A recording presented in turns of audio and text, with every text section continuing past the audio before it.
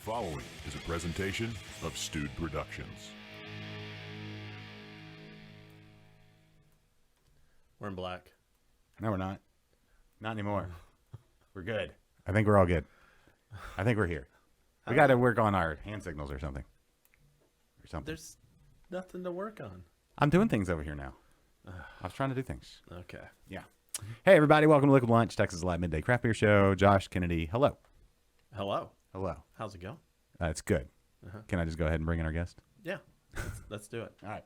Hey, ladies and gentlemen, treat. Just an absolute treat today. Our guest all the way from 25 minutes south of where we sit right now. Casey Motes, founder and spokesmodel for Eureka Heights Brewing Company. How are you, sir? Hello, yeah. I'm great. How are y'all? We're great. We're great as well. It's good to see you again. You know. Yeah, it's been a minute. It has. It's been, I was looking, I think it's been about 2 years. Right at 2 years with all the things. So, yeah, good to catch up. How are things at Eureka Heights today? They're good. We're just plugging away. We're brewing actually our Christmas beer today for the first time. Yeah. Formerly Holly Jolly Jorts. Name update. It's going to be called Tinsel Trousers this year. The people who own the song Holly Jolly are not jolly people. So we changed that. Okay. Kind of our take on a kind of Christmas cookie with cinnamon and vanilla. And we're packaging some Mini Boss, our workhorse IPA. So, Mini Boss, yeah. I feel like Mini Boss is now like in the, when you talk about Houston, like name a Houston beer, it's one of the top 3 or 4 people name now. I think that's where Mini Boss is. I think so. It's been awesome to kind of see that grow. Obviously, there's a lot of great IPAs in Houston, like Yellow Rose and Art Car and a lot of those. But it's great to see that Mini Boss is kind of up there. Yeah. IPA drinkers are, they're going to drink IPAs. They love them. So it's been cool to see that beer just kind of keep kicking butt. It's a fantastic beer. Before my wife went and became with child, it was her one of her go-to. Like, yeah, it was like her go-to. So yeah. It's probably our staff go-to. I'm drinking like a cream ale or pale ale, but I bet if you looked at what our staff, it's Mini Boss for sure. Yeah. Speaking of cream ales, I'll wait a second, but I mean the news is already out. It's like a month ago. Congratulations again on winning another medal with a fantastic beer, Buckle Bunny. Yeah, we were really excited. Buckle Bunny won its second medal at the Great American Beer Fest. It's won a gold a couple years ago and got a bronze this year. So, for a beer that's our flagship, that's the beer we've been brewing from day one. And it's cool to see that kind of, those accolades are fun and certainly huge morale boost for the team. Everyone's working their butts off, trying to crank this out. So we have something like that. It's a lot of fun. We actually were at the Craft Brewers Conference in Denver, where they held the GABF ceremony. Kind of a wonky year. They didn't have the festival, but they did have the ceremony. And we were up there. We had about 7 of us. So they were letting 2 people up on stage at a time. We tried to go up with 7, and they said no. But at least we snuck 1 extra on there. Our lead brewer, Georgina's got to go up with us. But cool. Yeah, it's a lot of fun. That's cool. Yeah, Georgina, another staple of the craft beer community here in Houston. She's great.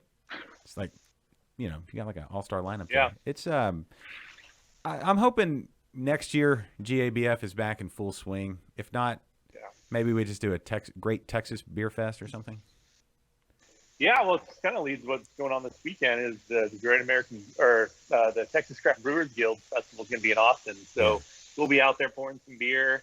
We're really just focused on the Houston area for our general distribution. And we used to do some little pop-ups in San Antonio. We've done a couple things in Austin, but it's been a couple years. So we're going to load up some kegs and head to Austin for the weekend. So it should be a lot of fun. Awesome. Yeah, that's going to be, the weather hit just right. Like this weekend was fantastic. We did yesterday evening, we did fire pit for a good 30 minutes. All right. Yeah. So I had a hoodie on this morning. I had to go dig in the back of the closet to get it out. So that's always a fun milestone. Yeah, it is. It's finally like hoodie mornings. I don't know that we're going to have it for the rest of the week, but we did fire pit for a little bit, and then we watched the new Halloween movie. which Okay. I don't know if you're into horror movies, but it's pretty good. Yeah. So- I do a couple. Yeah, it's not. I'm not like all about them, but this time of year, yeah, it makes sense. So I watched Hocus Pocus with my kids on Friday, so that was our.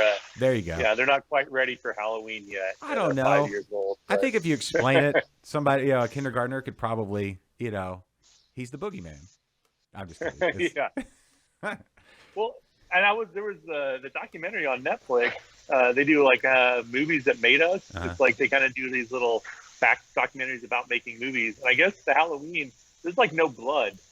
I don't think I realized this. Like all the notes from the producers were like, yeah, don't make it too violent. Yeah. And it's one of those, I never really thought about it. You just assume this movie that I've watched since I was in junior high or whatever was so gory, and turns out it's not. I just it felt like it would be in my mind, my memory. Yeah, the first one is it's more of the anticipation and everything that's the scary part. Yeah. And then because when you compare it, because the first one is the direct sequel is the one that came out a couple years ago. There's Halloween and then the new Halloween, and that's the direct sequel. Like all that stuff in the middle, you're just supposed to forget. And then now this new one, Halloween Kills. No, wait, yeah, Halloween Kills. That's the new one. That's the third one. Actual third one, not the real third one. But they do pay homage to the original third one. Anyway, I don't know if we need to get into the weeds on all of this, but the masks from the third one that didn't have Michael Myers at all, spoiler alert, it's in the new one. Anyway. Man, I think I'm lost. Okay. So. You never saw the Season of the Witch, the third one? Nobody? Anybody? No. It's actually pretty good. Halloween 3, Season of the Witch. Oh, yeah, Halloween 3. Yeah. Okay. And there's no Michael Myers. So everybody's like, what's going on here? And they were going to do this whole different thing. Like the first two were going to be like, that was the end of the Michael Myers thing. Mm-hmm. And so they're going to start doing like Halloween movies, but they weren't going to all be connected. And they're like, where's the guy in the mask? But it's like, well, we have masks. Not, if you haven't seen the movie, don't want to spoil it. But they're like, no, it's a different thing. Like, no, we don't like that. So then they brought him back. And then you got all the craziness from 4 through, 14 or 18 or however many more movies were made. When he goes to outer space. Oh, it's Jason. Yeah, that's a different one. Yeah. That's a buddy comedy, a rom-com or something. Jason and Michael Myers. It's not canon. Yeah. Shit. But, Should we ask him the question? we should ask him the question. I see you drinking a jug there, so it makes me curious. Yeah. Casey, what exactly are you drinking? It's time for your This is water. Here on Liquid Lunch. So This that's kind of where I'm at. Mondays and lunch don't actually beers don't pop up. So water would be mineral water. I know I'm maybe not in the spirit of the show. No, it's okay. I actually have not had my lunch yet, so I thought this was better than an actual liquid lunch. Was my little jumbo hydro flask. H2O. We are firm supporters of hydration. Yeah, and I water. was still after this weekend. Yeah, we had a good time hanging out. Maybe I wasn't quite as hydrated as I need to be, so we're still playing a little catch up. Okay, no, that's important. It's tough to stay hydrated in the midst of all the good times sometimes. But we do have you covered though. Yeah. There you go. We got a few here. Yeah, we've got a smorgasbord of Eureka Heights beers, including the award-winning Buckle Bunny. What else do we have? I can't. We got some Von Wolfhausen. Oh, the Von Wolfhausen. Yeah. Fantastic fest beer. Yeah. Yeah. I've had numerous ones so far this season. I'll admit a lot. Well, we had a show all about fest beer / Oktoberfest. Yes. Yeah.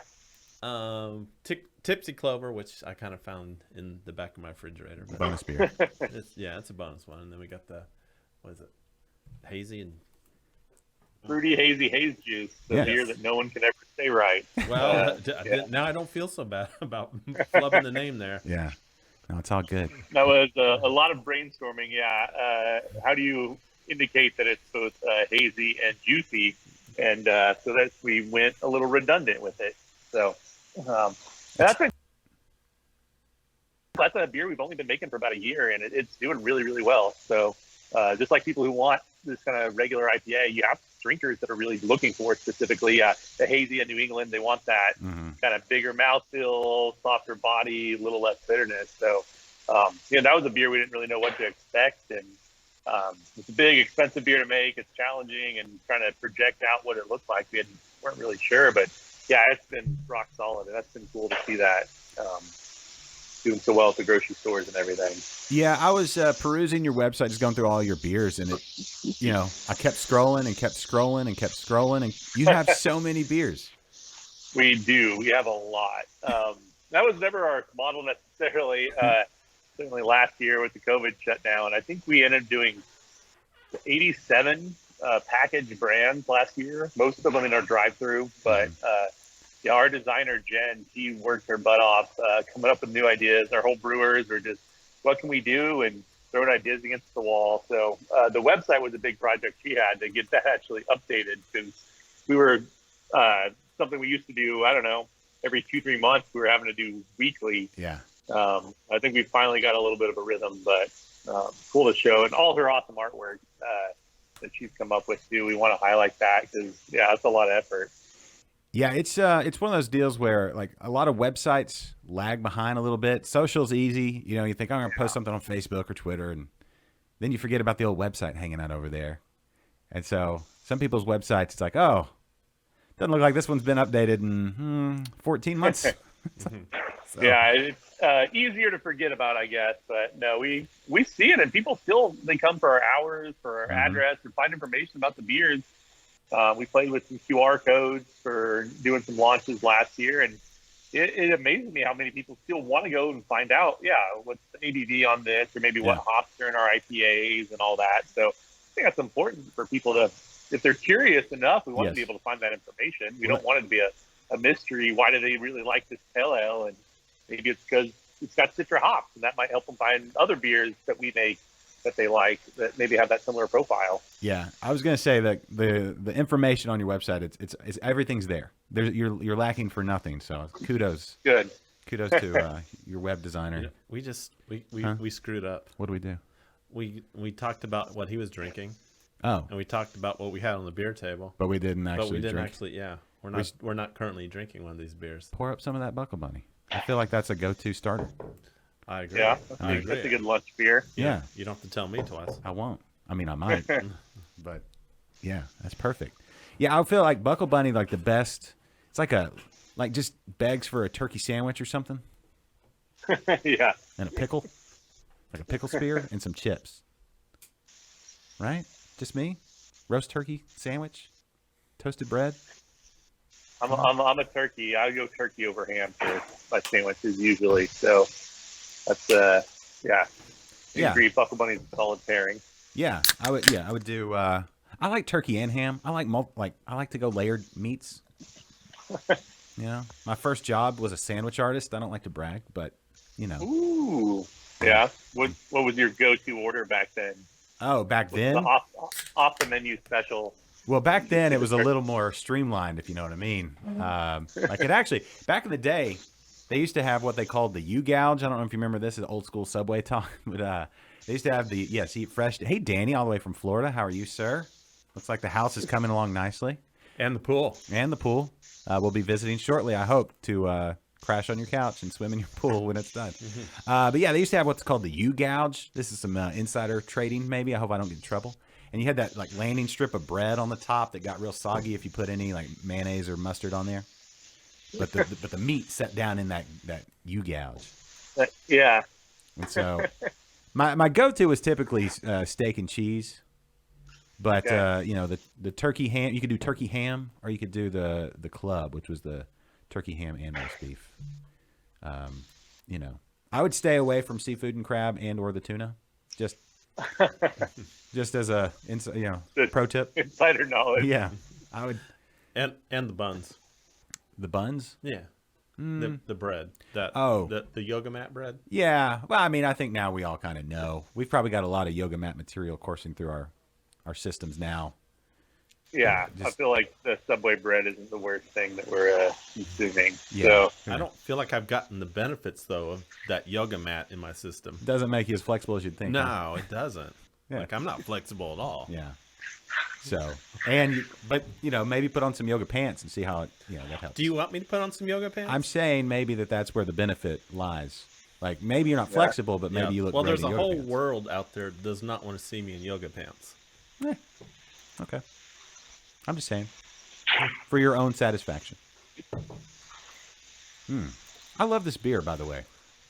You ever have one of those beers where it's like you order it and you're like, I know I like this beer, but then it gets there and you kind of smell it and then you get that first taste. You're like, oh yeah, I know. I haven't had this in.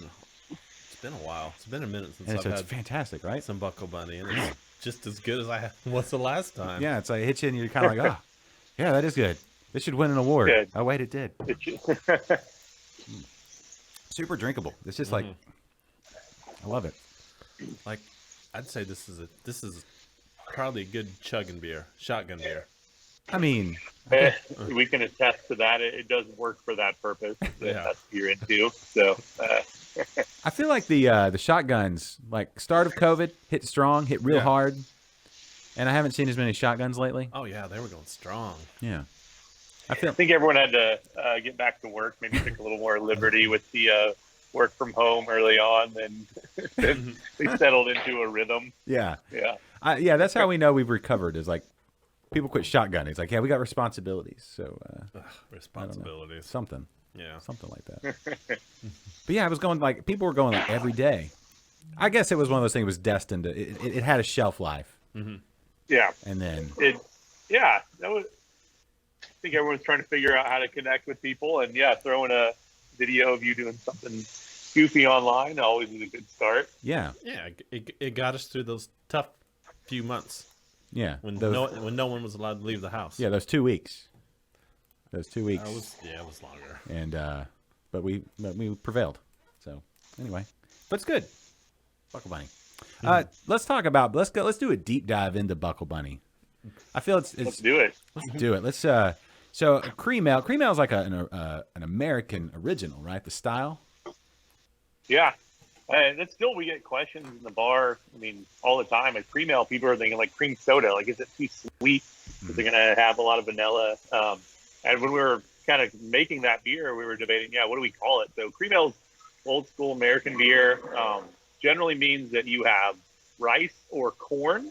And other than that, you're making something similar to a blonde ale. So very light, but the rice and corn kind of designates it, the cream ale. So we use corn. So we use quite a bit of American flaked corn in it. Gives it a little bit of sweetness, a little bit of body. We say perceived sweetness because it actually doesn't like leave residual sugar. So you get those flavors without the beer. The beer is still very light, very crisp, very approachable, super drinkable. And other than that, it's really light. We use Willamette hops, which are, again, an old school American hop grown in Willamette Valley, Oregon, or Washington, one of the kind of original farm growing areas in the U.S. And it's pretty traditional. A simple beer, a beer that, we've made and initially made it for my brother, who was a Coors Light drinker, and would drink Banquet beer with me a little bit. And I love Coors Banquet. It uses a lot of corn and like that flavor in beer. And at the time, not many people were making cream ale.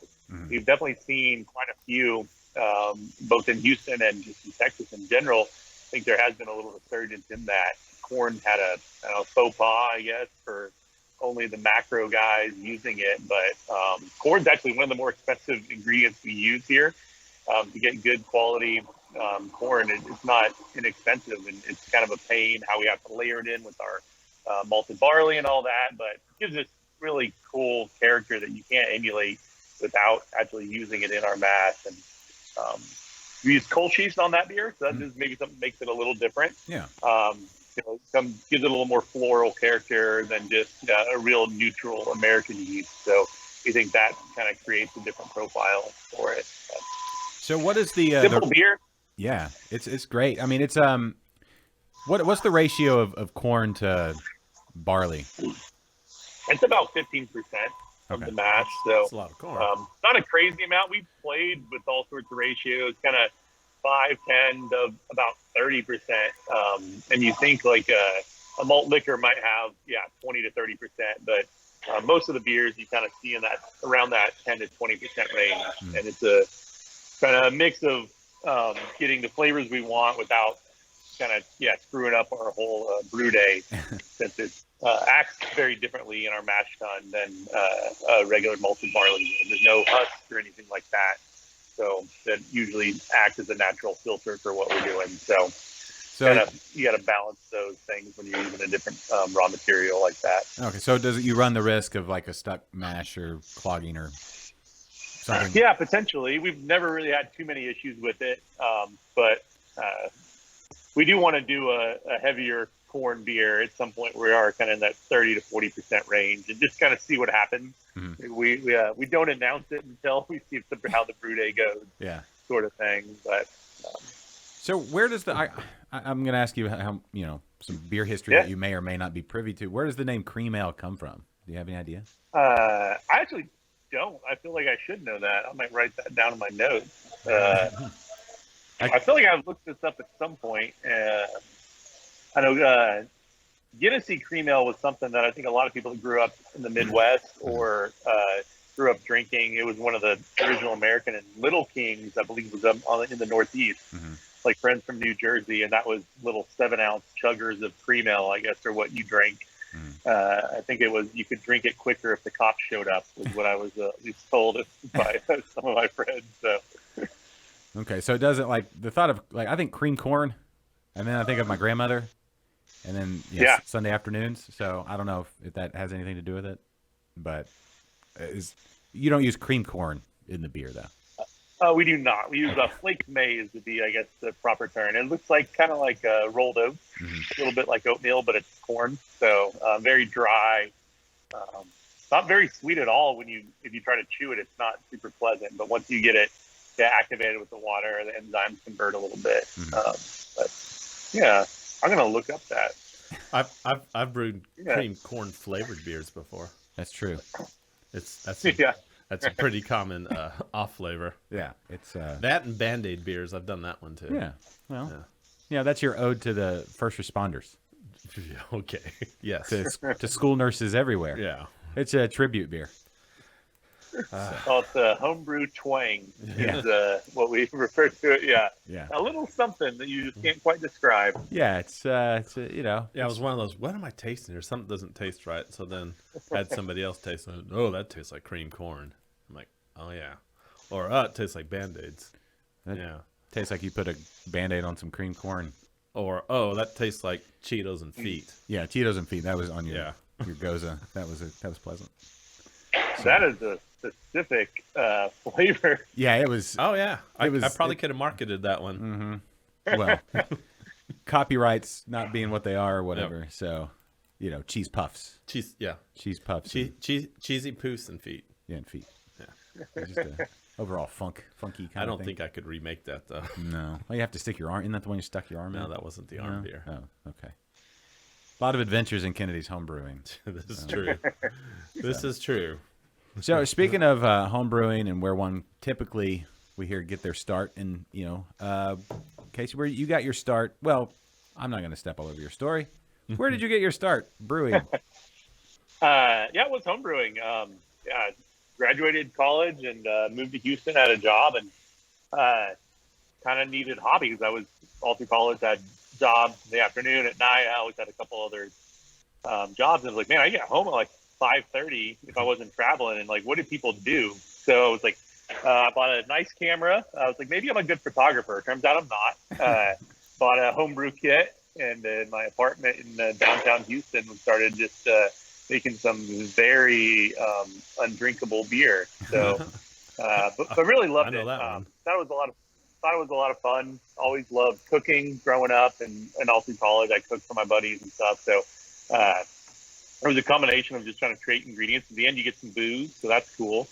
And then when we got my house, maybe 2008, had a big old backyard, so kind of grew and grew and grew. I got where pretty much every Saturday I was waking up and going and making a brew, and ended up running taps in the house and kind of went all in as a home brewer.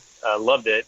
And then in 2011, I got, a job brewing at St. Arnold. So, and it was fortunate to go through there and learn from a lot of really, really talented brewers and making some absolutely killer beer. So, yeah.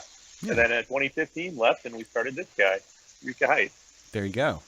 And so many people have gotten their starts at St. Arnold. We run into that a whole lot. Yeah, it's an awesome, the coaching tree they talk about in football, but the brewing tree. Yeah.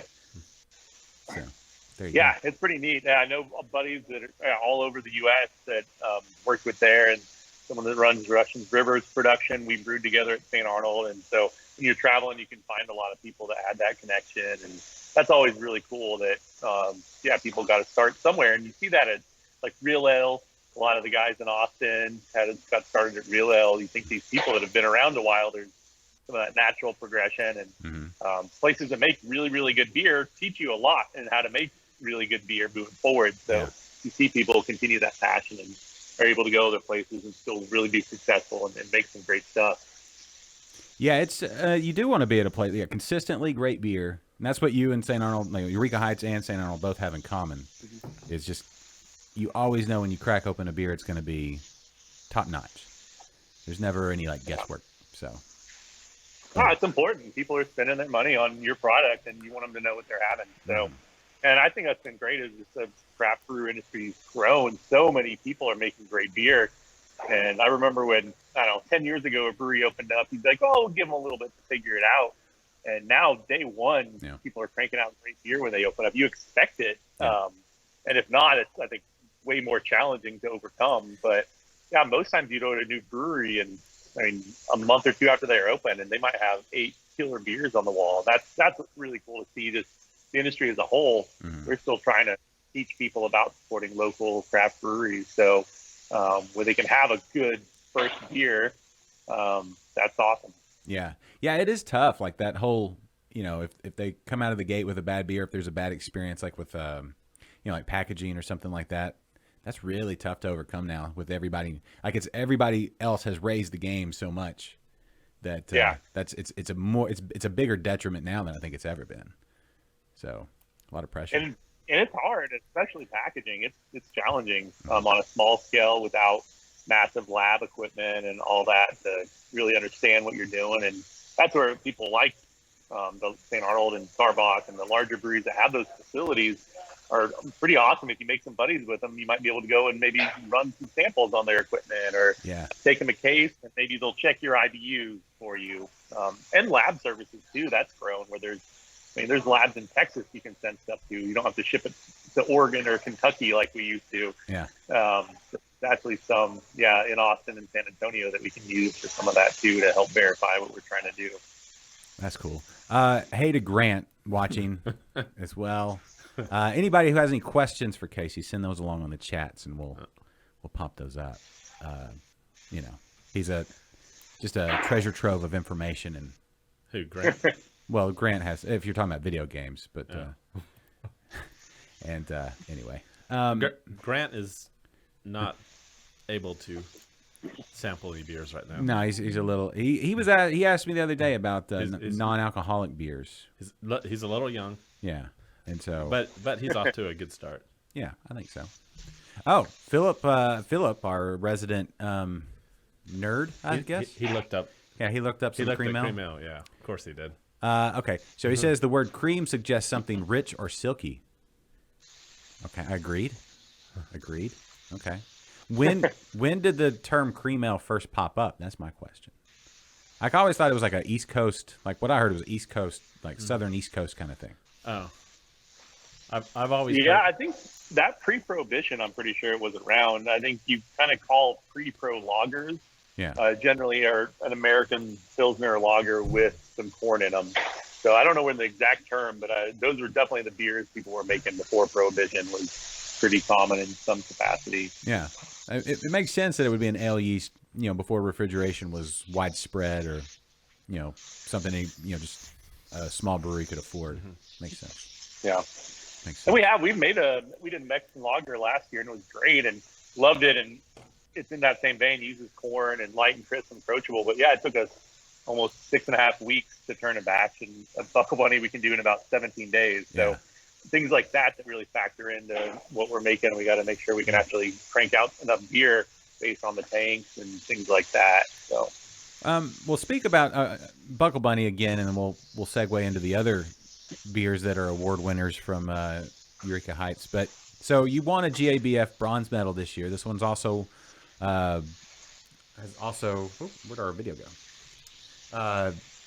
Has also won a gold medal. Was it last year? No, it was 2007. It was actually our first year open. We not quite even open a year. So that was a huge kind of for us to kick off and get some accolades like that. Okay, sorry. When it went to black there, everybody, sorry, that was my fat elbow. How long were we sitting in I don't know. We could hear everything, but sorry, my fat elbow hit it, and now we were in black All for a right, minute. thanks everybody for pointing that out. Yeah, so I had to figure out. We should be good now. Sorry, I've fat elbow, PHAT fat though. Yeah. PHAT. Yeah. But so when you get get the medal, especially the gold medal, like I feel like for beer nerds like Kennedy and myself, I feel like we watch the live stream and we get all giddy, especially when it's somebody local that we know. Mm-hmm. But how do people get it? Like the whole month after you win you just walk around the brewery with the medal on, and then that's what I do. And nothing else. Yes. So just really, I think people get it. I think they. It varies though. I mean, it's not going to take a beer that no one was buying before and absolutely make it your flagship or anything like that. But it's definitely, I think people in the industry know it. Some accounts know it. Our sales team obviously love we have something like that to hang our hat on, and kind of I think it reinforces to the team all the hard work they're doing is making out great beer, and we can talk about it and tell them that all the time. But getting some of this outside validation is kind of nice. Not winning an award doesn't mean you didn't make an absolutely fantastic beer. Mm-hmm. But winning certainly means that, it's pretty good. And there's other things is it entered in the appropriate style and all sorts of nuances. When there's 90-something categories, if you make a German fest beer, they might separate it out as Oktoberfest and a Munich lager. And what are those little subtleties can be a challenge to understand and vary from judge to judge. So some years you might get some comments back and you're like, I don't know about that. And it just kind of varies a little bit. Yeah, it is interesting when you look at maybe a judge was having a bad day, maybe all that goes into it. And you just never really know what's going on. And we joke, did they forget to have breakfast, or did they get in a fender bender on the way to judge competitions? Or got in a fight with his wife or something and just berated, just emotionally just not there, or maybe recovered from COVID but never got his taste back and didn't even know. There you go. Or if you're judging in Denver, you go out and have a good night the night before. Mm-hmm. So there's a lot of factors. Yeah, we've talked to judges a little bit about what it's like, and a lot of times it's 3 to 4 days, and they're pretty full days of them going through and judging. So, that's challenging from a sensory perspective for them to go through and be consistent. So you would definitely need to go through a rocky training montage for your mouth, just to get ready for 4 straight days of beer tasting. That's I know you can kind of specify what categories you want to judge, but man, if you get a whole bunch of pretty acidic sours early in the morning, that's gonna change my palate the rest of the day. I know. Sure. I wonder if they do that, if they calibrate, okay, you're gonna be able to do pilsners in the morning and then brown ales noon. They must have hundreds of judges. Yeah, and then you're on triple IPAs later, and then I think there's something like that. And I know even the homebrew competitions that we help out with, you try to have some thought process with that. If you're gonna do 3 flights, maybe don't start with barley wine, but also some people might want to just start with barley wine, depending kind of how they're going about their day. So it does vary a little bit, but it's an interesting process. Yeah, every category's got 60 to sometimes even 100 different entries. So if you're judging more than one category, somebody's wheeling you out in a wheelbarrow at the end of the day. Yeah, and you can't with beer. You can't do. I mean, I guess you could do a spit bucket, but you can't get the full effect of. You have to the finish. You do really have to swallow. You got to get the finish. Yeah. So. Yeah, it's hard. Yeah, that's definitely a challenge. I think hazy IPA this year was 450 entries. Oh man. So that's crazy. And you got to think half of those are really good beers, if not more. Yeah. And so how do you differentiate that many just quality beers? And it's definitely challenging. And it's perception. Everyone's kind of just go off their best talent and what does it mean against this textbook definition. Yeah. It's kind of it's a bit of a a bit of not a crapshoot, but close to it. It's a pickle. Yeah. It's a pickle. It's a conundrum. But Cream, the Buckle Bunny, not the only medals that you've won. One of my favorite beers that you make, Wicked Awesome. Oh, Yeah, that's a good accent. Yeah, thank you. That's all I've got. This Wicked Awesome was probably the very first ESB I've ever had. Okay. And I fell in love with it, and I've kind of judged. Now it's like one of my favorite styles, and I kind of judge every ESB to Wicked Awesome. Well, that's good. Because I'm like, is this one as good? Like, Eureka Heights made a really good one, and so I'm always trying to, I compare it to yours. It's a style that you don't see. You see a little bit of, but not a ton. I mean, when we were trying to develop, that was again one of our original 5 beers when we were trying to figure out what it is, and used to see a lot of ambers and brown ales, and there's some really good ones around, and they were also starting to kind of fall off for just general popularity. Yeah, what is that difference? And my business partner Ross spent a ton of time in the UK, and when you go and have a beer in London and ask for a pint, they're going to grab you a Fuller's ESB. Yeah. And just those malt flavors are just so unique and distinct that it's hard to make a beer like that without using that. So we wanted to. It's very traditional beer. Obviously, one goal at GABF, but yeah, all German, all English malt, hops, and yeast. And biggest difference, we try to dry it out a little bit more than you might have, and that's, we say brew to climate is something we talk about here. And when you go to Austin, there's so many pilsners because it's hot. And then when I go visit my wife's family up in Minnesota, man, there's coffee stouts and porters and brown ales and all these great malt forward beers. And that's just because it might be -20 out. So you need something a little different than I don't think you want to Helles necessarily. Right.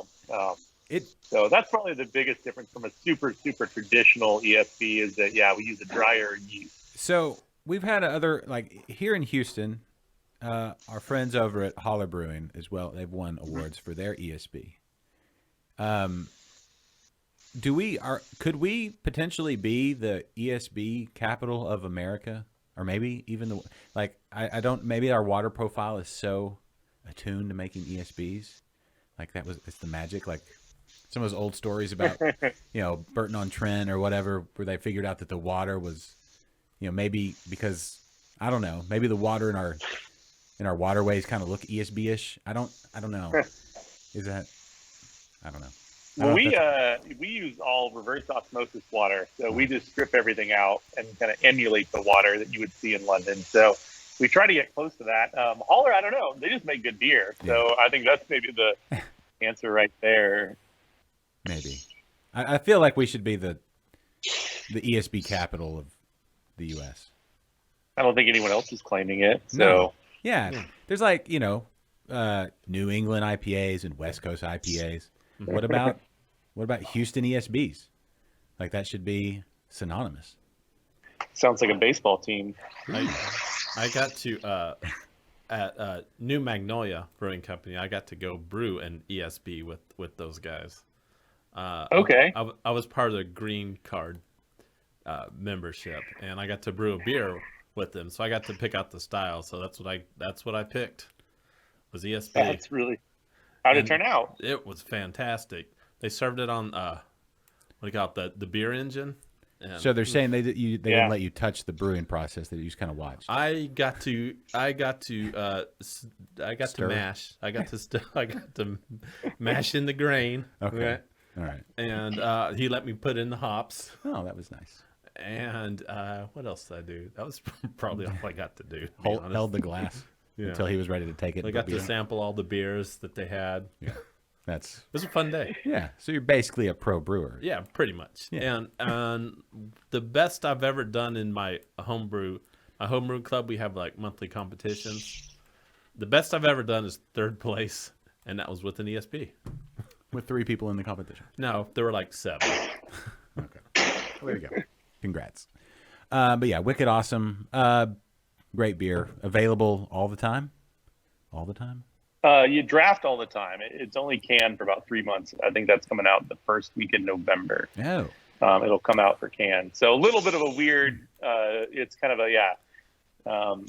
as we're launching more and more cans, trying to figure out how everything, and there's only so much shelf space out there. So we say it's a little bit of purgatory, but we always have it at the brewery. We generally always have cans at the brewery, but as far as out and about, it's only a couple months out of the year. So speaking of cans, speak to your artwork real quick, because when I was looking at all your very well done website and very informative website, the artwork on your cans is fantastic as well, and it's just it just screams like you don't even have to look at the name, you know it, Eureka Heights, when you see the artwork. So how do you come up with your artwork, and where did that come about?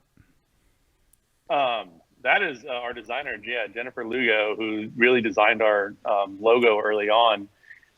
She just has a vision, and we say bright, vibrant, kind of goofy. We like bigger, bold colors, not over the top, like details. We want things that you can recognize across the bar, across the grocery store. We really try to find what makes it different. Not a lot of breweries were using white on their cans when we opened up. And so that was something when you went to the store, it was a lot of just solid colors, solid reds and greens and blacks. So we're like, and why don't we use white? When we want characters, we want goofy names, we want ways that people can connect with our beer even before they try it, and what helps them remember it afterwards. So having a little funny with the tramp stamp, maybe that's why they pick up the beer for the first time. Yeah. No, it's great, because I remember, back in the day, it was, I think, like Clown Shoes. They had those logos that you had to go and kind of like on the big bombers. You had to go look at, kind of figure out what was going on that label. And so, but now you don't really have time to, at least I don't, to go like just peruse. No, so today I was running late for the show, and I was picking up beer on the way, and so I stopped at HEB, and even with my bad eyesight, I could see 30 feet away where the Eureka Heights beers were. Boom. That's good. Yeah. That 30-foot test. That's probably a thing. Well, 30 foot with bad eyesight. Yeah. You guys passed. Hey, Jose, thanks for finally joining the show. We appreciate that. Now we've moved on, Casey. We're drinking the Von Wolfhausen now. All right. Fantastic beer. And speaking of like the jokes and stuff, reference to is it I guess the greatest beer movie of all time? Beer Fest? I think so. Yeah, Beer Fest, something we're huge fans of. Yes. I remember it's the best beer in all the world. One of the Broken Lizard guys, I think that's their group. Just a hilarious movie, something we watched way too many times. Yeah, as we were both before opening the brewery and after, and we were like, well, what do we call something like this? And we're like, man, I don't even know. Turns out that was available, so we were pretty excited about that. Well, it has the advantage of being a fantastic beer. I mean, in a sea of Oktoberfest, it's one that, it's at the top right there where I'm like, yes, because we even did like side by side comparisons, and it's really good. I mean, the style itself, I love Oktoberfest anyway. I mean, it's just makes everybody in Houston get a little excited because it's not going to be 95. It's going to be in the lower 90s with only 80% humidity when they come out, soonish. Yeah. We joke about that. It's earlier and earlier every year. I think it launched early August, and that's when the stores really want it. They're ready for it. People are ready for it. Yeah. Even if it's got another month or two until the weather actually cools off. But yeah. Well, that's the thing is like Oktoberfest is the last 2 weeks or so of September, right, and culminates with the first weekend of October. But now we're already halfway through October, and we just now got to where the weather is like when you think about fall type weather. So if we were to follow the weather here in Houston, I mean, you might have to go back and brew some Pilsners in a week or so. I mean, it's. You know what I always like? It's April, May, or something like that, and then you like look in the refrigerator, and then lo and behold, in the very back, you have an Oktoberfest, and it really makes your day. It's true, so true. When's the last time you watched Beer Fest, Casey? I watched it this year in anticipation, and making the beer. So about once a year it comes on. Yeah. It's not really age appropriate for my kids, so you got to find that little time. Yes. Once a year is about right. That's the right amount now. We know it well enough. But if I see it streaming somewhere, I'm like, all right, it's gonna, like, once I see it, I'm like, all right, that's gonna get watched. Yeah. In the next couple. It's like Shawshank Redemption. Once you like see it, you're like, man, I should probably watch this again for like the 20th time. Yeah. But it really is on that level as far as storytelling, the ups and the downs. You know, the trip over to Germany for Graham. Is it Graham? What's the guy that I need to watch it again. What's the guy that dies? What's his name? The big guy. Yes. Farva, but yeah. What's his name? I don't know. Philip? No, it's No, I know his name's not Philip. I'm asking Philip to find out. Oh. No, this is one where now it's going to bother me. But then his twin brother shows up. What is his name? I don't remember. Anyway, I'll be honest. It's been a while since I've seen it. You need to watch it again. I know. You know how to defeat the boot? Like when you're chugging? You know? Do you remember? Yeah. The technique? You just turn. You got to turn it a little bit. So the glug doesn't. Yeah. What's his name? Like trash can or something? I don't remember. Now it's going to bother me, Casey. Now I'm going to have to go watch it. Like, if anybody's asking what I'm doing later today, I'm having to watch a beer fest. We didn't get through all the GABF winners, did we? I mean, we had them on screen. That's what I'm saying. Well, yeah. But so Buckle Bunny and Wicked Awesome. I thought we had Buckle Bunny in 2017. Okay, and then Buckle Bunny twice. Yeah, and then last year Wicked Awesome. Wicked Awesome. And then this year, of course, Buckle Bunny again. That's it. Okay. Yeah. There we go. That's the three. Landfill. Yeah. That's it. I knew it had something to do with trash. Landfill. Thank you, Philip. Landfill. That's it. Philip always comes through for us. Yeah, he does. Thank you, Philip. Ah, man. That really, I had a cramp in my brain there for a second. I was like, yeah, this is going to be bothering me. That's like when you get something stuck in your jowls. You know? Anybody? Just me? Okay. All right. Well, okay. So, Casey, what else do we have coming up for Eureka Heights? What do people need to know? What should people be on the lookout for? All that good stuff. Tinsel Trousers. That's our holiday beer launched mid-November. It's a partnership with Combined Arms here in Houston. Does something called Operation Santa, and they basically giant toy drive, really just kids in need. So we do a toy drive alongside that, and some of the proceeds from the beer go to that. And they're doing a lot with Afghan refugees right now. Mm-hmm. I think they've got 400 families they're trying to find basically permanent homes for. So this is an amazing local organization that we're able to work with on that, as well as a Veterans Day beer called Alpha Charlie that we work with them on. So they're just amazing partners. So those will be Tinsel Trousers out in the market. Alpha Charlie will just be here in our tap room. And then Wicked Awesome will be launching grocery stores here in about 2 weeks from today, I believe. I think November 1st. So nice fall beer now that we've got some weather. And that's pretty much it for us. Yeah. Wicked Awesome will be a good fire pit beer. Yeah. And you can have a couple of them. That's always nice for those kind of malt forward beers. The Chutes Black Butte Porter was always one. It's not a heavy porter. Yeah. It's one I can have a couple of. I thought was really, really nice. So. Yeah, it's like, and when you hear like the term liquid bread, ESB is like, it's like toasted liquid bread. Yeah. That's what I think of. A little hug for the inside of your mouth. Anyway, that's weird. Okay. Well, cool. All right. Well, Casey, we don't want to keep you too long. I know you've got work about the brewery to be getting to, and my sandwich to get to, more importantly. Oh, so what did we discuss? What sandwich you have? No, here we go. It was brought to me earlier. I usually bring my lunch, but I didn't feel like last week's leftovers. But a Jimmy John's. This is not a plug, or Jersey Mike's. I have a sandwich from someone bought me. So okay. Well, no, I'm going to be eating. Sandwich is always better when somebody else makes them.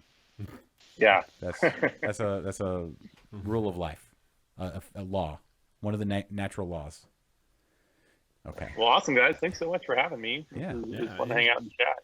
Absolutely. And that way I don't have to be productive for an hour in the middle of the day. And that's what we're going for. That's always our goal, is to help people, skirt their responsibilities. Yeah, it's really funny when we get people to start drinking with us too. Yeah. Because I know some days it might have happened, but yeah, today was not one. Because so. their unproductiveness ends up going to the end of the day. Yeah. Well, cool. All right. Well, Casey, we'll let you get to your sandwich and Cheers, guys. doing more of the Lord's work there at Eureka Heights. So thank you for joining us today. Thanks so much, guys. All right. Casey Motes, everybody. The award-winning Eureka Heights. Go out and get you some Eureka Heights beer. Oh. Bye, Casey. Bye. And this is where we mute it and then Yeah. we do the whole thing. Yeah. Yeah. So let's see if I can. Oh, he cut off. He was ready to eat good. that sandwich. Yeah. He was Good hungry. for him. He was hungry. He had probably been going that whole interview Just looking at just it? staring at that. Yeah. sandwich, Once it's saying- placed there, like this interview is going too long. I can imagine. There's been times when we've done like remote shows and I've had food sitting in front of me and I'm just Yeah. No, that's just staring at it. that's no bueno. Hey, if whoever's watching, whoever's left, we should share. Can we do share? Are you ready to share? Can you share? What are we? Oh, I don't have the share thing. Oh, he also, we were on borrowed time there. What do you mean? He texted me 9 minutes ago saying that his computer was about to die, Oh, okay. and I didn't even know that.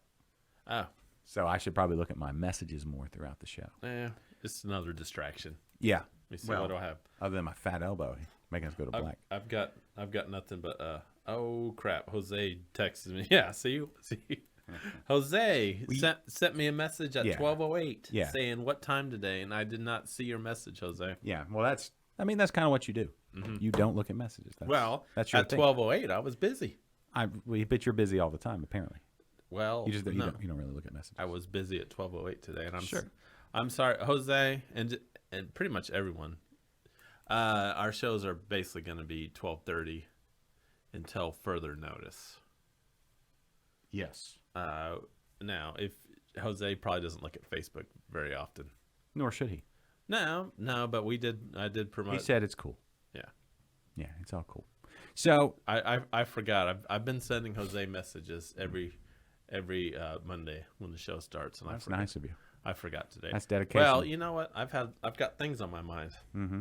Speaking of things on your mind, I've got so much stuff to do right now. well, let's talk about it. Okay. We got a few more minutes. All right.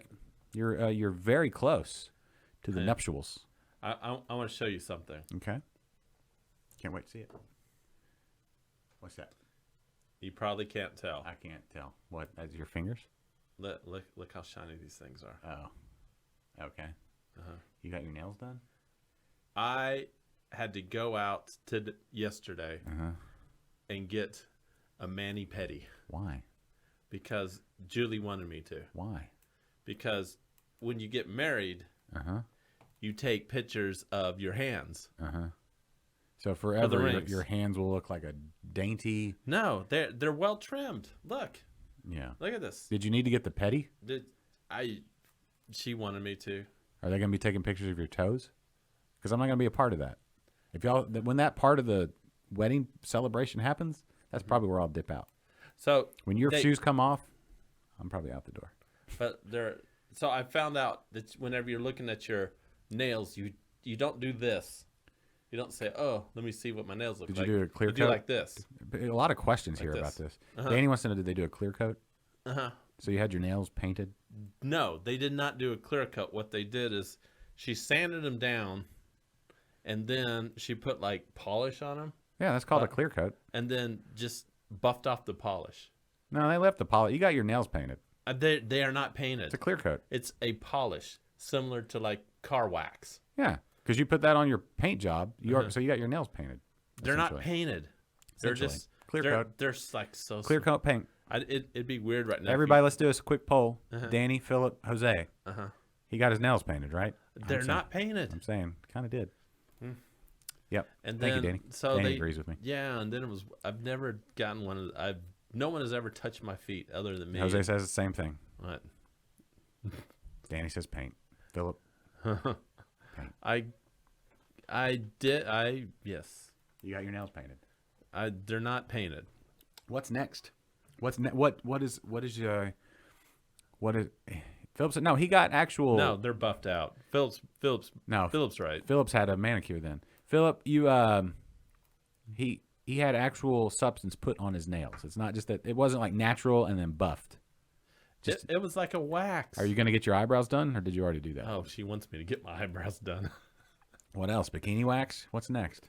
Back? You Well, get your back waxed? Well, I went to the doctor today, so. Huh? Yeah, I had a physical today. So what does that mean? That means I kind of. It's a little nicer. Oh, And I don't need. No, it wasn't. you got a Brazilian? It wasn't quite a Brazilian, The Peruvian? but you know, All the way coast to coast? That's the Peruvian. I trimmed the hedges. Yeah. Well, that's all right. Because they were, it was out of control, and Okay. and you know, when you get my age, Yeah. and they check certain things, Yeah. and it's already going to be unpleasant enough. Yeah. Okay. So I just, you know, I'm having unpleasant feelings right now. well, wait till you get my age. I'll never be your age. You'll always be older. See what I did there? Boom. Wait till you get to my age, my current age. Okay. Dan says makes the deck look, but yeah. Yeah, Yeah, when you sand that's wood, you it. can get it shiny there, Philip, but that's not what happened. He put some varnish on there. Yeah. They asked me if I wanted to do shellac on my nails, Yeah. and I said no, and they're like, well, you know, a lot of guys get shellac. They're like, that's pretty A common. lot of guys that go get their nails done get shellac. Most guys don't go get their nails done, despite what they say. They're trying to get your money. I mean, What are y'all doing for your honeymoon? we're going to Mexico. Just crossing the border and hanging out there? Yeah. Just like Yeah. walking over and looking around? Yeah, and- we're gonna walk over and do sketchy shit. Okay. Come Where- back across and do more sketchy shit. Turns out Mexico's a pretty Stuff. Sketchy stuff. Sorry. big... Yeah. Turns out Jose says he's never done his nails in my life. As Or of eyebrows. before yesterday, neither had I. Yeah. It was weird, like having somebody touch your feet. Yeah, no. Yeah, it's totally like it's Somebody- perfectly natural for women, but it was such a There's weird only thing. But one. then- There's only one natural way a man should be touching another, or a man should get his feet touched, yeah, and that's if somebody's trying to break his ankle with a foot lock, which is where it's appropriate, yeah. and which is also the only reason that's why you keep your nails short. Although the foot massage part of it was pretty nice. No. Eventually, you have to relax and couldn't help it. just let it happen. No, I'd be like a cat. But just on man, the my ceiling. toenails are like they've never looked that good before, and the soles of my feet have never been so smooth. Jose brings up a good point. What? Marcellus Wallace would not like that. I get thrown off a balcony for something like that. Well, I probably won't do it again, but at least the ring pictures will look nice. You know they can touch those up afterwards, right? That's what I told you. I'm Yeah. like, can't we just Photoshop this later? And they will. She's obviously not listening right now, or she'd be chiming in. Right. Well, she already won. She doesn't need to listen. She already got you to go get your nails done. Where in Mexico are y'all going? Cancun Okay. or Playa del Carmen. That's where we went. Yeah, it's the standard one, you know. We went on a cruise. No, we're not doing a cruise, but you know we're gonna spend a week out there. It's nothing unique, That'll be fun. but it's right now. I'll give you guys a little word of advice or a little tip, a hot tip here. Right now, flights to Cancun are super cheap. Yeah. We're talking less than $200 round trip to Now Cancun. the real question is, nonstop. if you get abducted, Uh-huh. just off chance, They're gonna marvel at my fingernails. they will. I'm sure they'll be like, "Why does this guy have such shiny fingernails? This is weird." They'll probably cut them off. Well, and, like- not just shiny, but they're well manicured. But if you get taken hostage, Uh-huh. where do you keep your bags of cash? Oh, where do I keep my bags of cash? Yeah, so that we can, Oh, I'm sorry. Do I look like I have bags of cash? Well, you're going to need some if you get taken, down in Oh, for ransom. For ransom? No, don't. What do you want us to do? Do you have something you want us to hawk? Where's your most valuable things? Just in case. Don't ransom. Don't ransom. Don't pay it? Mhm. Well, what if that means like they won't ever let you go? I'm gonna say mi tío es un abogado. What does that mean? It means my uncle is a lawyer. Oh, yeah, I'm sure that'll work. Is your uncle a lawyer? No, he is not. None of them are. You have any uncles coming to the wedding? Yes, one of them. Okay. My mom's brother. What's his name? His name is Steve. Steve, Uncle Steve. Uncle Steve. Can't wait to meet Uncle Steve. Yeah. Yeah. Is he? He's your mom's brother? You said. Yes, my mom's brother. Okay. Your mom's super sweet. Is he anything like your mom? I feel like your whole family is nice. Sure. Yeah, for the most part. Okay. We got, there's not everyone's family members are nice. That's true. But for the most part, I would say mine are. Okay. No, I figured you were the one not nice. You're kind of the anomaly. Oh, you mean I'm the asshole out of the bunch? Yeah. Which is I fine don't because think so. I'm used to you, but the rest of your family is so think so. pleasant. It's like, I don't think so. it's enough to keep you around. You know? Anyway. Is it going to be how many people are going to be at the shindig? Funny thing here. Mm-hmm. For what I've noticed, and I've noticed this because I hear it all the time. Yes. People do not like to RSVP. Oh. Do they? People do not like to do it. Hmm. I don't even know if you did it or not. I don't know. Kelly would have done that. She may have. Yeah. I don't know. Perhaps. I mean, I know it's important, but that was also yeah, because we need like numbers and stuff. Yeah. I think we're going to have about 80 people there. I figured it was assumed with me. No, we can't. We don't assume anybody. Oh, okay. I mean, assumed, yes, I knew you'd probably be there because I knew you wouldn't have a lot going on that day. Not be working. But, I mean, we don't know. Jules is on. Jules, how how'd you get him to get his nails done? she's going to say, you guys are talking about that? Yeah. Yes. We were making fun of Kennedy for that. Thank you for that, by the way. Thank you for that fodder. That's fantastic. Have him do other things. Have him get like his back waxed or something and take video. Yeah. My back is not that hairy. Well, okay. Still, I don't need a waxing. I say the whole thing gets waxed. Just neck to ankles. See what happens. No, I think. And then video it. I think Julie's more upset that people aren't RSVPing. Oh. But we expect about 80 people there, Okay. which is cool because we were first expecting about 100, and then, then people started saying, "Oh, I can't make it," and No, I did not see his toes, Jules, and I don't want to see his toes. I'll just take his word for it. I can show everybody I'm my good. toes. No, it's fine. Jose, you want to see my toes? Nobody wants to see your toes. Jose, if Jose wants to see my toes, I'll show him. No, it's fine. It's fine. Again, let's go. The beers. What styles of beers are going to be at the reception? The wet. Oh yeah. Are you going to have beers for the wedding? We sit down and like somebody's peddling beers through the crowd? No. So at our wedding, and you're welcome for this. We are going to have. Jose wants to see my toes. No, he's not. Well, send him a picture later. I think he just wants me to show my toes. Well, he's also not that flexible. He'll have to be on the floor to get his feet up on the camera. God, yeah, I'll probably fall. ESB and the Firkin. Yeah, We were just talking ESB. Yeah, so it's not exactly an ESB.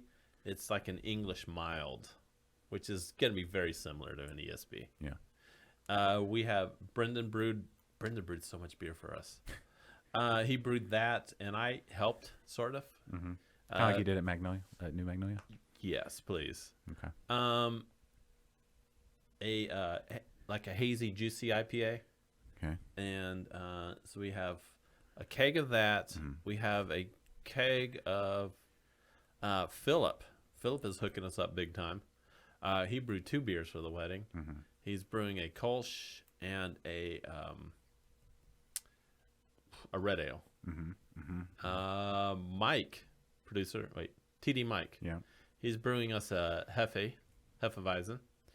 And Tammy is brewing us a sequential clone, so a Goza. Cool. So we have all that, and possibly there might be an appearance with a Deca beer company keg. Oh. There's a possibility that might show up. Okay. So we have a lot of beers. That's a lot of beers. We have a lot of beers there. Yeah. It's all homebrews. So how long? The reception can't last 9 hours for us to all finish off those beers. No, we're gonna have to drink a whole lot. Well, we're not talking. We have the facility will only let you stay there for so long. Where's the after party? There's after parties going on. Julie, can I tell everybody where the after party is so they can show up to the after party? Yeah, we'll see. You don't have to, like, as long as I know. See. That's all I care about. Actually, Julie, if you post on here where the after party is, I will tell everybody. Yeah. And she said, "Hell yeah!" Everyone can. Everyone watching right now is invited to the after party. Where's the after party? Well, she said you could. Okay. She said, "Hell yeah, please do." Okay. Right? You saw all right. it? All right. Yes, Julie. Now, I just. Are you hesitant? Hold on. I need you to tell me the name of the place again. Oh, so he needs you. Okay. I forgot the name of the place. No, it's fine. Yeah, it's fine. I was hoping she would just put it out there. No, right. So it's a Thursday night. Mm-hmm. The wedding will probably go to about 10 or so. Mm-hmm. And I'd be cool if everyone crashed the wedding too. Yeah. Okay. Yeah. Henderson. What? Henderson. Henderson Heights. That's what she is. Oh, Henderson. I didn't want to. All right. Steal your so, where is that? Let's say it's on Washington. Okay. It's real close to like Platypus and stuff like that. Holly. So, yeah, but this is actually on. Yeah, it's close to that. But this is actually on Washington. Gus's fried chicken. Oh. Gus's famous fried chicken. Oh. Just right around the corner from Platypus. Yeah. Is it? It's on Washington. Is that what Platypus faces? Yeah. Then yes, it's across the street. Oh yeah. So anybody who would like to come out to Henderson Heights on Thursday after probably 10 o'clock at night, if you guys are into partying on Thursday nights, and who's not? Head out to Henderson Heights on Washington Boulevard, and that is going to be where the after parties are. You will see me in a tuxedo, or what remains of the tuxedo at that point. So a cummerbund and a smile. Do you have a cummerbund? No. You need to get a cummerbund. I don't have one. I don't have a cummerbund. I have a vest. Okay. So it'll just be me in a vest. A vest and a smile. Vest and a smile. Maybe a bow tie still. Yeah, somewhere. But the bow tie won't be around my neck, if you know what I'm saying. All right. Oh, that's gonna be fun. I'm excited for you guys. Not that kind of party. Oh, I got so much to do between now and then. Yeah, glad it's. I'm so glad. It's like when other people are pregnant. It's like, man, this pregnancy was super easy for me, but this one, still pretty easy for me so far. Turns out, but yeah, they go by a lot faster when they're other people's, and so I'm glad it's you doing it, and not me. Well, by this time next week, it'll be over. Well, yeah. When are you coming back from the honeymoon? Well, we're actually not leaving until. Oh boy, Julie's gonna kill me here. Mm-hmm. The 30th, I believe. It's whatever that Saturday is. You're leaving the day before Halloween? Yes. You're gonna be doing Halloween in Mexico, huh? We're gonna be doing Dia de los Muertos in Mexico. Okay. We're gonna go to all the festivals in Mexico and try not to get abducted. Cool. Actually, I'm not worried about getting abducted at all. You're not? No, I'm more I mean, worried, you should be a little bit. I'm more worried about getting drunk and passed out and pickpocketed. Yeah.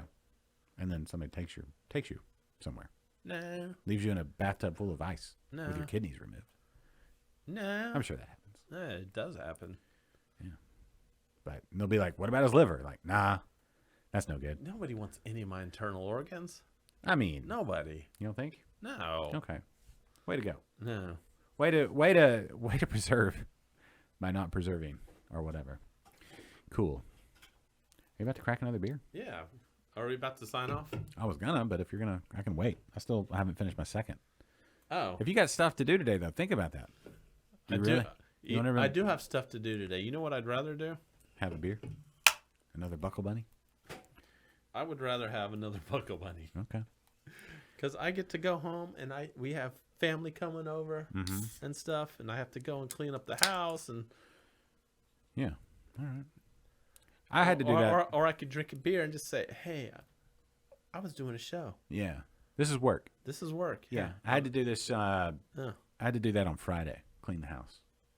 I'm not gonna say yo soy un mamón, Jose. Jill says you have a lot of stuff to do today. Yeah, I know. I know I do. You forget, Jose. I kind of speak Spanish, or I used to speak Spanish. Yeah, you're gonna need to grab a sandwich or something on the way home. To fuel yourself for the rest of the day. I hope you have some cash to get a sandwich. Yeah. I got cash for the wedding. There you go. So much stuff to do.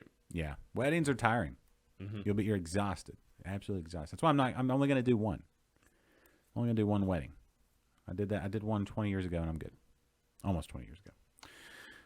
But yeah, you need a sandwich. You're going to need a sandwich for sure. Sandwich.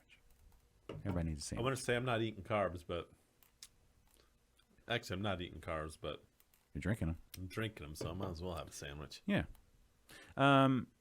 Yeah. I speaking of cleaning the whole house, that is hard work. I cleaned the whole house on Friday, and then mowed the yard. Oh, I need to do that too. Did you see how good my lawn was looking? Yeah. You should lay down in my grass. It feels so good right now. These parents are gonna be staying with us a few days, and Jenny says, "Congrats on the wedding." oh, thank you. So Thank you. I am very excited about it. yeah, as you should be. Uh-huh. Yeah, it's exciting. Weddings are great. Being married's awesome. You should be excited. I am. I'm super excited. There's just so many working parts going into this thing. It can be a little bit overwhelming. I'm glad to see that your attitude's changed a bit.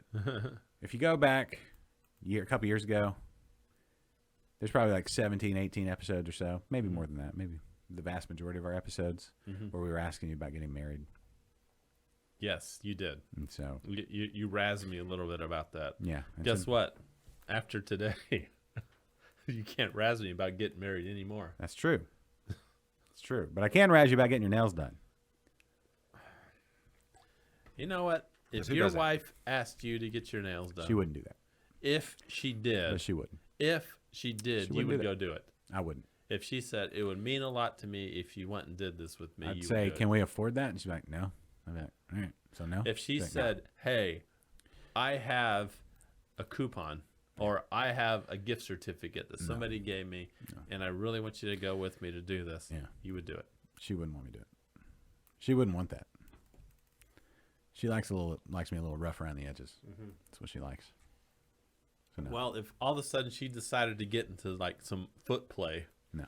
She wouldn't do that either. She doesn't like feet.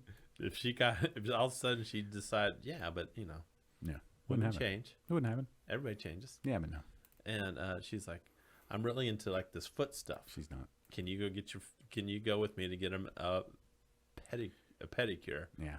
You would do it. No, that's true, Jose. We don't need reasons to harass Kennedy. No, none of that would ever happen. So no, no, I'm pretty steadfast in that whole not getting a manicure thing. Although, one of my daughters was putting makeup on one of my other daughters, and she's kind of she had said she would do it, but then would say, hey, yeah, can I put makeup on you? And she's like, yeah, I'll let you do it, but then kind of reneged once she got what she wanted.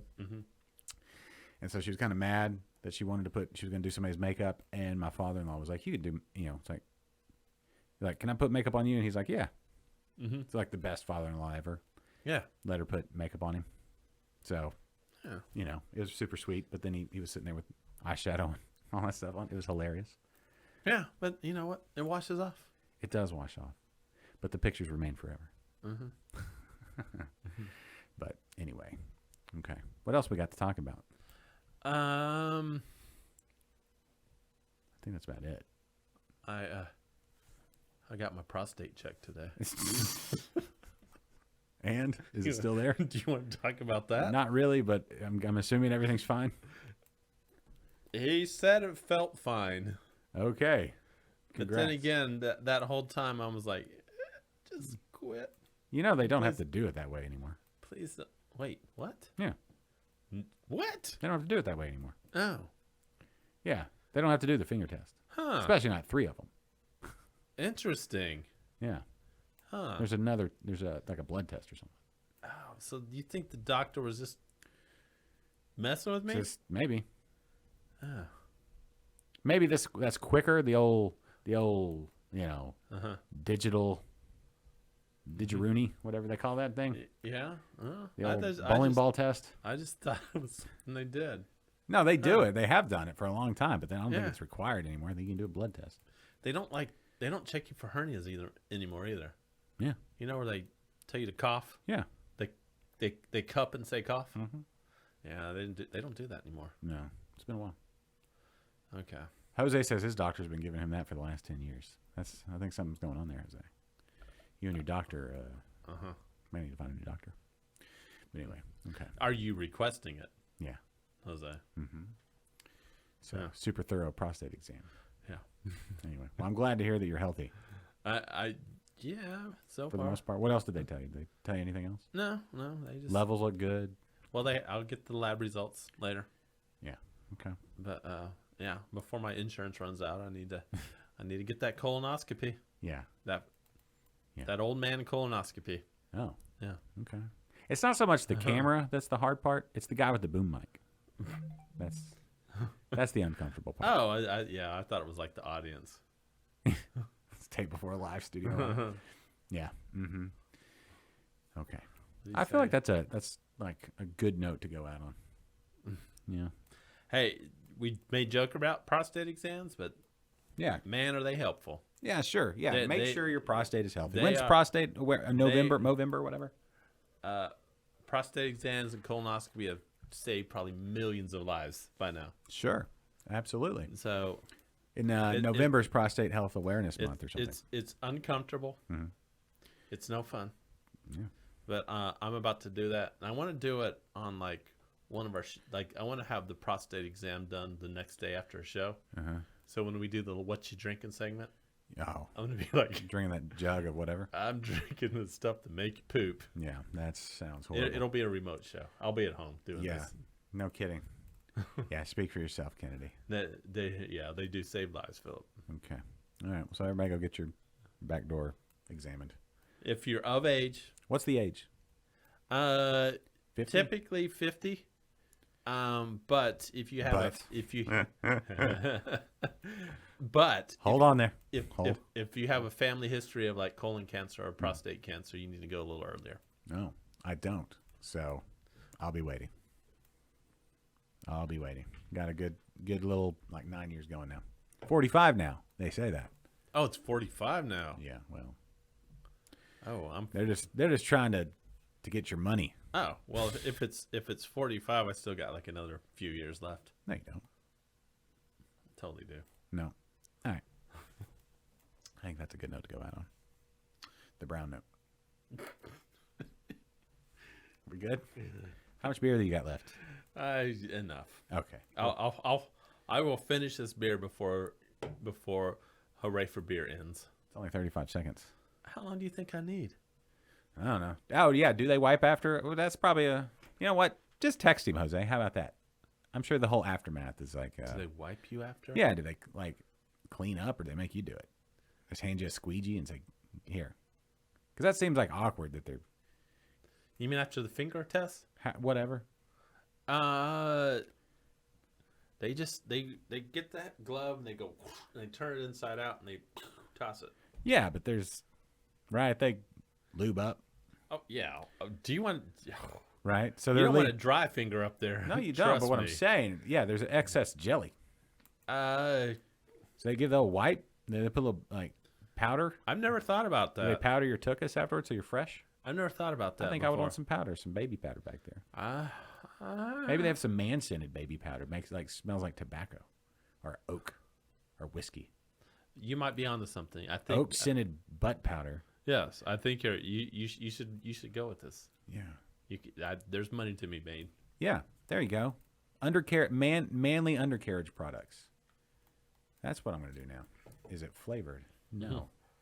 I mean, there's a market for flavored undercarriage powder No, not powder. or salve. I'm going to hit the music. We've crossed the line. You better. I'm going to do that. Jose, you're not helping. Jose. That's the end of the show. All right. Thanks to Casey Motes for making the show legit, at least for the first 45 minutes or so. And then we came crashing to a halt. But Eureka Heights, go out and get some of their delicious award-winning beers. And we'll be back next week with the new Mr. Christopher Kennedy, making an honest man out of him. And I'll just be me, Josh. And we'll see you next week. So thanks, everybody. Bye, Jose, and everybody else. See you next week on Liquid Love. The preceding has been a presentation of Stewed Productions.